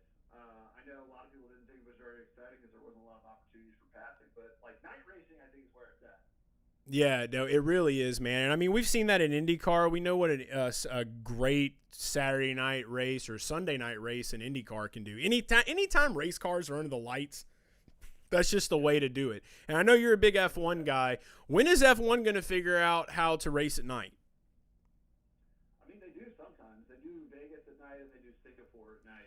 They do that. See, that's how much I know, dude. That's about it. But Yeah. That's about it. But like the best is like watching a race under the lights in like a stadium atmosphere. It's like, it's just like Cars. It is. Movie Cars. It is. That's why a lot of people love that movie, James. A lot of people love Cars. Pixar's Cars. A lot of people love that film. It's a great film, dude. It's great. Got a lot. There's a lot you can learn about it from old Lightning McQueen. I'll say that. But one thing I do know is I think that, yeah, you're talking about, I can't believe I skipped my mind on Vegas. Like, Vegas is the one night race. That's like the only F1 race I enjoy. It's just like, because it's under the lights, dude. It's like, that makes sense to me. So, yeah, anytime it's under the lights, it's great. Colin just put in the chat, Carson Hostvar just posted a reel with that song. I don't know if he's talking about the song from Cars, but maybe. He's probably talking about the AI Brazilian funk song. I know you're a big proponent of AI. Yeah, I do be using that AI. We do be researching. Over here with that AI. Shout out to Bet Boy. Yeah, have you been using Bat Boy? I haven't, but Okay. I've been following it from afar. And, It's fun. It looks great. It's very proud of you. I finally got it to where it will ask you what the date is, so it will give you accurate information. That took me like 3 years. So we finally got there, dude. We finally got the tech where it needed to be, and now it's doing pretty well. It's doing. People have been telling me they've been winning some money, so I'm happy to hear it. But yeah, James, I appreciate knowing that you're a Temple of Vroom now. That will be your tag from here on out. You are Temple of Vroom. Love it. All right. Keep up the great work, man. Love the show. Thank you, brother. I appreciate you. Bye. All right, that was Temple of Vroom, a.k.a. James. Make sure y'all go follow James Coker1 online. Great guy. Have some fun there. Like Colin says, Qatar, Abu Dhabi, and Bahrain also night. F1 turd circuits. Shout out to the turd circs. We love turd certs. You remember certs? They were like breath mints. They were good times. All right, I gotta quit squirreling here. If we do get some more calls, we're gonna squirrel. I know that you guys might not be able to hear the audio as much, but I can hear the audio, and I will relay to you as well as I can what is being spoken to me until next Wednesday's show when I actually have the phone lines fixed 1,000%. But yeah, let me know your reactions to the AI Brazilian song that is currently going viral that James talked to us about. Getting back over here, though, we kind of said what I needed to say about the Bristol race. And Cletus McFarland, he's going to be running Thursday, September 11th for America down there at Bristol in them trucks, boy. And that is where we can kind of take this on to now. Is like, let's just go ahead and get ready to break this thing now. Wait, Go Fast Troy. Whoa, what is this? Welcome, Go Fast Troy, to Motorsport Report. It's not Garage Guys Report. It's not bringing Winston back. It's just Motorsport Report, baby. And we're here. Right now, the phone lines are not working like we wanted to, and I've already crashed out. But next Wednesday's show, we'll be back, and we'll make sure we have these phone lines running for everyone here. But this is going to be what we're doing every week on Wednesdays now, between 12 p.m. Eastern Time and 1 p.m. Eastern Time. And for the people that have been here, for the people that have called on our first day of basically where you guys are now in a very special group that I would like to call Motorsport Report Tech Support. You guys are the Motorsport Report Tech Support that have been live here today watching this program. You will forever be in this club where we have all worked this out, this first episode out together. And we're trying to figure out. This will always be a very special one because it is off the rails completely. And maybe every week it's going to be off the rails like this. I don't know. We'll eventually get some formality to this thing.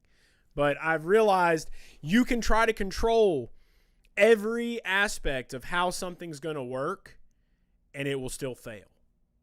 So we're just going to roll with it. But we're going to make sure that we get the audio stuff fixed. We got a whole week to do it. I mean, I set this thing up. I spent hours, but we're going to get there. But for now, I just want to go ahead and talk a little bit about the playoff situation as we're rolling into Bristol. Looking at some stats, right now we obviously know Kyle Larson is our top dog. Thank you, Troy. I appreciate you. And yes, Cletus is doing it for Dale. Kyle Larson's the top dog right now for the winner, to win Bristol night race. We all saw him stink up the show last year. We know what he's capable of. Hendrick's been kind of having a weird dip, but they're finding their way back. Hendrick is finding their way back, and I think that if you don't think that they're going to be able to give Kyle Larson the juice here this weekend, you're crazy. Because we just know what he is capable of, and he loves this race. And there was actually something that I read that came out.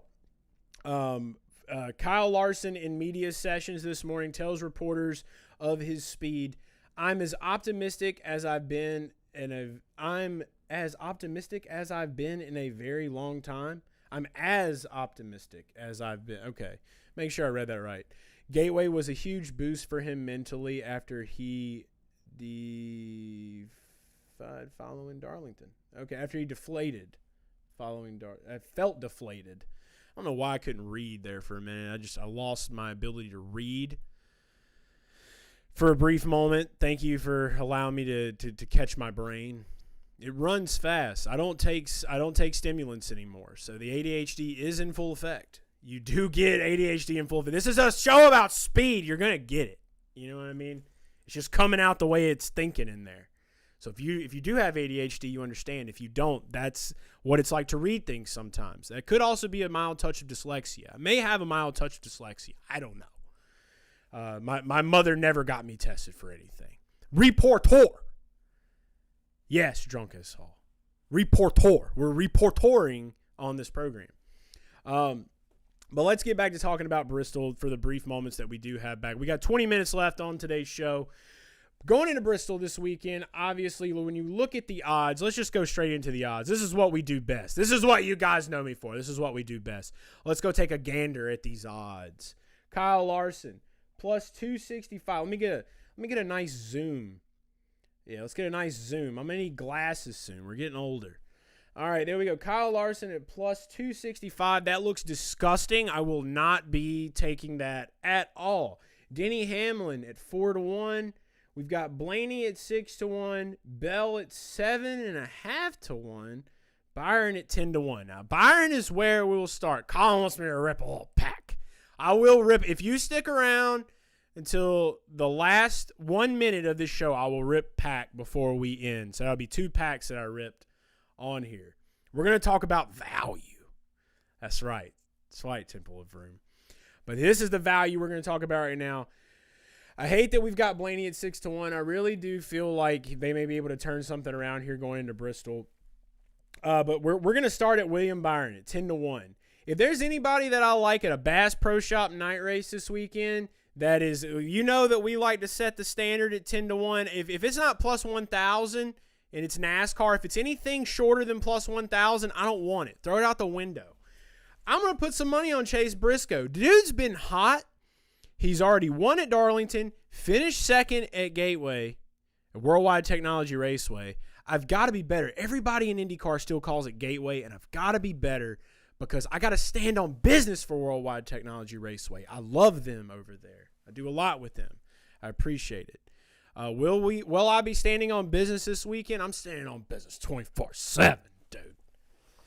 That's how we do it. But, yeah, Briscoe at 10-1, you can't pass that up. He's been doing fantastic this year, and I feel like that right there is probably some of the best value you're going to get for a driver that we have already seen do some amazing things going into the playoffs, the first round of the playoffs. You got Chase Elliott at 11-1. He's not somebody you should ignore either. Ty Gibbs at 18-1. I feel like that's pushing it a little bit. We have seen him do decent, but I just don't know if he's ready to win yet. I don't feel like Ty is ready to win. Ty will be ready to win when he wins. And then once he wins, then I will be able to determine more on whether he's ready to win. Joey Logano at 20-1 is almost a slap in the face. I feel like we're just like poking fun at Joey Logano. I had Joey Logano 20-1 live at Worldwide Technology this past weekend. He finished 5th. He was close to it. Him and Paul Wolf and the boys, I know that they're going to find a way. They love the playoffs. They love the format. They're going to want to get it done. But, yes, like Colin says, JGR wants to sweep round 1, and I think that's what we're going to see. So if you're looking to get the best odds out of a JGR car this weekend, there they are. Briscoe at 10-1, Gibbs at 18-1. I'm all in on Briscoe at 10-1. That's where I'm going for JGR this weekend. Everything else after that is kind of a toss-up. But some of these guys that we can look at down here, like a Brad Kay and a Chris Buescher, we've seen them. Maybe they haven't been as hot, but we have seen them cut it up a little bit out here on the track at Bristol. Chris Buescher has won at 25-1. We have him and Brad Kay at 25-1. Remember when Brad Kay stole Chris's thunder so that he could pull the sword? You remember that? He did it. Bowman at 25-1. I know somebody earlier in the chat said, how do we feel about Bowman going into this weekend? I'm going to be honest with you. I don't think I feel good about Alex Bowman at all going into this weekend. And we look at the playoff where he's sitting right now. That is a very tough place. So do I think he'll make it? I think out of all of these guys, he will make it into the next round. It just seems... It seems like they always find a way to do it. Am I going to bet on him? No. But do I think Alex Bowman makes it? Absolutely. Because look at this cutoff line here. You've got Cindric here. Cindric's been known to be decent at this track, though, so I don't know. It's going to be very tough. Cindric seems like he's really like turned a leaf a little bit mentally going into this weekend, just from some of the recent stuff that I've watched out of him. Not so much about what he's done on track, but I don't know. This is a tough race, so I'm going to be looking for experience. But the thought of, like Wyatt had on the call earlier, the thought of Austin Dillon finding a way in. Let's go see what some of these other odds are. Right now, all I can tell you is Chase Briscoe 10-1 is a lock. You need to lock that in. You need to get that locked up quick. Let's go look at some top 10s. Now, We go look back in the stats here. I love driveraverages.com. It's what I use for a lot of things. Larson's your top dog. Hamlin's in second. And this is using statistics since the next-gen era started in 2022. So we're rounding up a lot of time. Buescher is right there as the fifth driver, is one of the best. And these are usually going to be your winners. But Denny Hamlin's won it twice. Larson's won it twice. Buescher's won it once. And I think that that's really all we got in the next-gen era from winners at Bristol with the way that this car is set up in this package. Ty Gibbs has had the top fives, okay? Briscoe has had one top five since 2022 here, and he's had two top tens. So I think Briscoe and them have found a little bit something spunky. Question, do you think Bristol will run out of cheese for nachos like they did at the MLB Speed? No, you will never run out of cheese at a race. For a baseball game at Bristol, absolutely. Never at a race. It won't happen. It just won't happen. But getting back to this, though, I will say this much about it. If I'm going for anybody for a top 10, I wouldn't mind sprinkling a little something. A very minute little something on either a Justin Haley or an Allmendinger right here. Mainly because Allmendinger, I don't know, he's kind of thrown up some surprises. I'll give you that. He's kind of giving you a little bit of a surprise here and there. I wouldn't mind stretching to plus 400 to maybe throw a smidge of something down on it, but the odds just aren't good enough. If we're being honest, the odds aren't good enough. And I'm talking to you all in real time. Austin Dillon at plus 180. The odds aren't good enough. That's a Hail Mary want. That's kind of like a Make-A-Wish. You kind of want it to work out. You go look at the stats for him. He's way down yonder. Yeah. He can get it done at Richmond, but it just doesn't really seem to work out here. But all this, looking at it new, like, if you're going anything top 10, you got to look at Buescher for sure. I wouldn't mind throwing maybe a little bit on the Alex Bowman. I feel like Hendrick is going to put everything they have. They already have said that they are going to be moving the 77 crew. The Spire crew has been really good, I guess, for Hocevar. I don't know. They're moving the 77 crew to the 48 this weekend. So I did see that.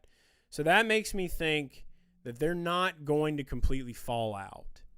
There's going to have to be a little something that they do there to fix things up. So Bowman, as much as I feel like it could be close for him, I just don't know if Hendrick's going to throw in the towel this early. They're going to throw everything they got at it. So I could easily see Cindric sliding into the cutoff line. He's been there, but he may fight. I don't know. We could see one of these guys if a Ross Chastain. Oddly enough, I feel like Ross Chastain might have something go tragic. I feel like they may have some issues that could put him down into that category of the bubble. It's all so speculative right now, but if I'm going off of pure gut instinct, Alex Bowman makes it. I think if any of these guys don't, I think we maybe could see a Chastain. You want to believe Cindric's going to be the one that doesn't make it, but I don't know. I feel like something could be turning there for Cindric. It's very tough. I don't know how you guys feel in the chat about it, but I do think Alex Bowman makes it through. I don't think Shane makes it. I don't think Josh Berry's going to make it. You want Austin Dillon to make it. I don't think Austin's going to make it. So I think that driver that could fall there, I don't think it's going to be quite Cindric, but I think we may see Chastain fall there. I don't know. It would suck because they just had, what did they just have go down? Anybody in the chat? Buescher steals a playoff win season. Yeah, he's done it here before. That's what I'm saying. At these odds, you have to bet plus 100 on Buescher. Just double your money. Just go ahead and get that locked in right away. So that's the two locks that I'll give you for this race so far. I may have a little bit more that I'll put out on X later this week. Right now, my two locks, Chris Buescher top 10, and I'm going to go with the Chase Briscoe to win at 10-1. That's the two that I will give you. That's going to be the value picks of Motorsport Report today. The truck race should be fun to watch. Cletus McFarland should be in that tomorrow, I believe, or maybe he's in ARCA. I'm not sure. I've got to go back and look at that. But the cool thing is we know we do have Craftsman trucks. We do have the Craftsman Truck Series. Trackhouse picking up weight by driving in the grass. There we go. So that's been the big thing. So that's what I'm saying. Like, typically, I guess maybe my gut telling me Chastain doesn't make it, as well as SVG. That could have something to do with this narrative of like how they just like got a scolding. They got a little ass whipping from NASCAR, a little piddle paddle. Quit that. You could see both of their guys out. I don't know. I don't want anything bad to happen to Chastain, but I just don't think anything extraordinary is going to happen to him at Bristol either. I do think Cindric skips by, and I do think that Bowman will find a way. Alex Bowman's still got that dog in him. I can't knock him. He's one of the only NASCAR drivers that still like to do drift cars too, so that's cool. The Garage Guy Chase locks are brought to you by, I don't even know what that is, dude. Schlage. They're brought to you by NOS Energy. I'll tell you that. That's what they're brought to you by. This show has been, what a fun 2 hours we have had today. We're getting close now. We're at the 8-minute mark. The one thing that never surprises me about going live is, like I said, how you think you have everything lined up, how you think everything is perfect, and then there will be something that goes down. Temple of Room says it's a lock company. See, I just know Master Lock. That's all I knew. I would love to be able to say Garage Guy Chase picks locks brought to you by Master Lock. All I ever used was a Master Lock or a Dollar General brand combination lock for my locker. That's all I had as a child. Dollar General brand combination locks that you could punch and they would break. They were plastic. And then Master Lock. When you got the Master Lock where I was from, you knew it was real. You knew that whatever your parents bought you this lock for, you knew that shit wasn't going to get fucked with. But then for all the other shit, they'd bring you the Dollar General combination locks, and you knew like, oh, it must not be that important. Nobody wanted to. You never saw a plastic lock broke, and nobody tried to break into something with a plastic lock on it. That's all I'm saying. But I do want to say shout out to everybody here in the chat that has been viewing and watching today. We got those 2 locks for the Cup race. We'll get some more stuff too. Do we need to rip a little pack before we go? And obviously I have a lot of work to do because I got to fix the phone lines. I got to make sure that when we come back here next Wednesday, we are more prepared. You knew that kid was dealing. I'm not going to say, you did. If you saw that, you knew what was going down. If you had the Master Lock, though, where I was from, you had to have the Master Lock. And if you had the Master Lock, you knew that there was something in there that was valuable. But most of the kids just had the shitty Dollar General locks. Nobody really cared. If you had that Master Lock, it's like, what was in your locker? Hey, State 48 Sports Cards. Congrats on the 1K sub. Flip a pack. I do got pack. I'm only going to rip one more of these packs, though. We're going to save these here. Just because, we've already ripped one. Got a beautiful Slim Jimmy. Gotta love a beautiful Slim Jimmy. They're great.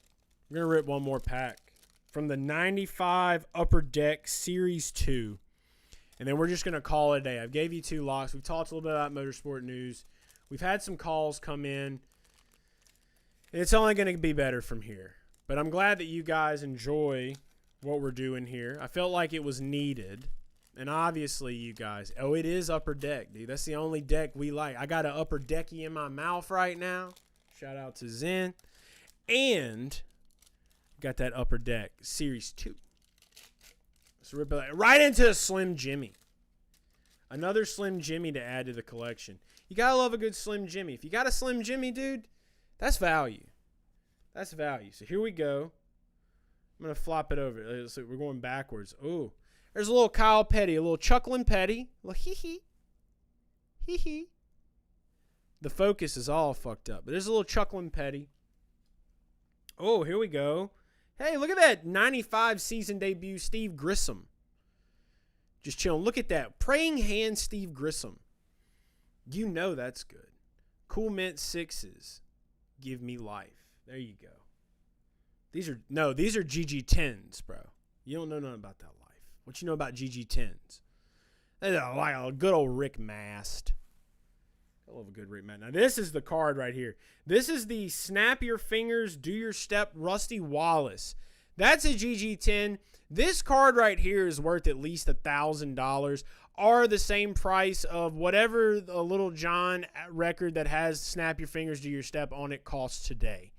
That's what I would give this one, but this is value. If you have this card, you're doing good for yourself.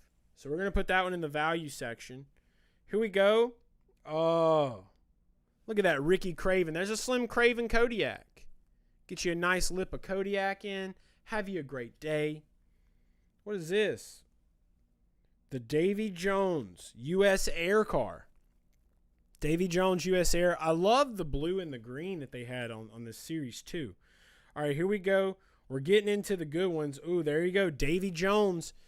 Was he a pirate or a race car driver? You pick. He was kind of a little bit of both. I could see him having an eye patch. Great guy. All right, here we go. The Did You Know Rusty. I don't know what we knew about him. And then we also got the Did You Know Jeb Burton to round out the show. Ben Scruggs says Hamlin. We do love a good Hamlin. It's been a program, guys. It's been a fun one. It's been good talking with all you in the chat. I hope everybody's enjoyed this, and I hope everybody else continues to enjoy it. Because once we get the phone lines working good, where everyone can hear, it's going to be a game changer. So make sure that you're back next Wednesday. We'll have all the technical difficulties sorted out. Boom, we got a subscriber. I don't know if you could hear that or not. You also have to remember this was set up for a long time. I had this set up on Twitch for a very long time. So that was that too. But shout out to the sub. We love a good sub. Denny Spamlin. Where's Spam? There's no late speed in this one. This is Series 2, bro. I just got a hold of Series 2. I moved up here to North Carolina. I got me a box of Series 2. See the 2? It's not the 1, it's the 2. So we got some Series 2. I'm going to love it. I'm going to enjoy it. Look, I've had a great time with you guys today. Thanks so much for joining in. Keep in touch with me on X at Garage Guy Chase, Instagram at Garage Guy Chase. Tell your friends this is just the start of something new. Everyone that's here in the chat today, you have all become the Motorsport Report tech squad. So you're like the geek squad at Best Buy, but like you're the tech support here on Motorsport Report because you've endured the first episode where we've had technical difficulties. So I appreciate everybody for being here. We're going to go ahead and cut now back to the main screen. And I will see you guys next Wednesday and probably before. If you follow me on social media, you'll see me a lot of times before. X going to give it to you. What? I wish I could play that, but it's YouTube. So we're just going to play this other song. So we're going to get into studio mode so it has a nice little beautiful transition. And I will see you guys all next Wednesday here live, 2 hours, where the phone lines will be working. And we will have more news to discuss. And we will talk about the results of Bristol. Get your locks in. This is my hand. It's waving. I love everybody. Thank y'all. Thank y'all for being here. Young race car, young.